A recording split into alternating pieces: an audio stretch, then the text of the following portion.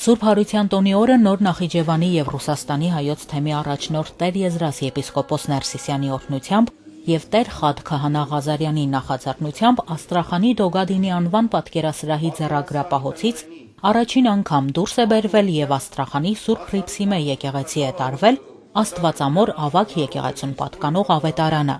Աստրախանի հայկական Սուրբ Աստվածամայր եկեղեցին ավագ է կոչվել, քանի որ նախկինում առաջնորդանիստ է եղել։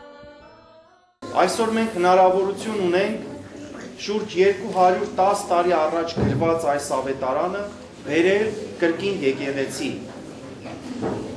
որպեսզի դուք գաք եւ Սուրբ Հարության տոնին ձեր ուխտը նորոգեք, ստանաք ավետարանի օրհնությունը։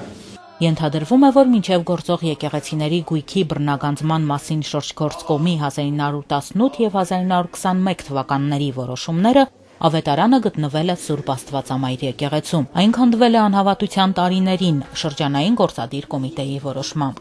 Ավետարանը գրվել է Դավիթ 5-րդ Էնեգետցի կաթողիկոսի օրոք 1801-ից 1807 թվականներին Ջուղայի Սուրբ Ստեփանոս վանքում։